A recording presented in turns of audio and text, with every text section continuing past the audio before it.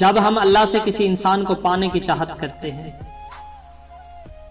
انسان کے ساتھ کبھی ایسا بھی ہوتا ہے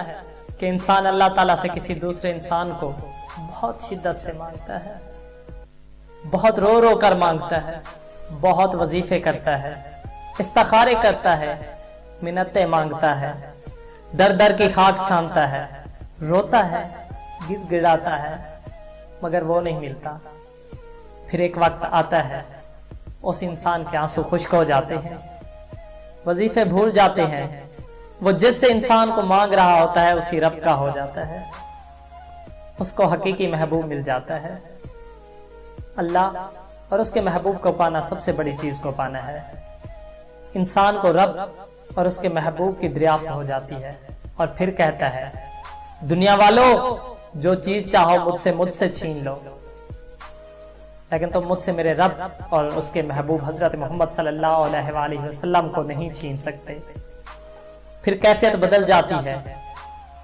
ہر وقت ذکر یار میں رہنا اچھا لگتا ہے، انسان کا سجدے میں پڑے رہنے کو دل کرتا ہے، اسی در پر سکون ملتا ہے، اور پھر اچانک وہ بھی مل جاتا ہے جس کے لیے دعائیں کی تھی، گڑ گڑائے تھے، وظیفے پڑھے تھے، ہر ایک سے لڑتے تھے،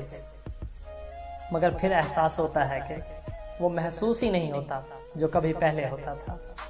اب وہ اضطراب نہیں رہا، اب وہ محبت نہیں رہی،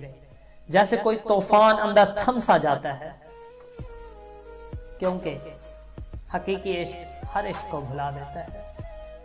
انسان نئی دنیا میں رہنے لگتا ہے جہاں بس سکون ہی ہوتا ہے، بس صرف ایک ہی خواہش ہوتی ہے، یا باری تعالیٰ تو مجھ سے راضی ہو جا، یا رب کریم تو مجھ سے راضی ہو جا، اور اے محبوب کائنات آپ مجھ سے راضی ہو جائیں۔ جن سے اللہ اور اس کے رسول راضی ہو جائے نا، تو اس پر عشق کی حقیقت عیاں ہو جاتی ہے۔ کہنا تو چاہیے کہ لائک، شیئر اور سبسکرائب کریں، مگر مجھے لگتا ہے آپ وہی کریں گے جو آپ کا دل چاہے گا۔ تو اس کے ساتھ ہی اپنے دوست کو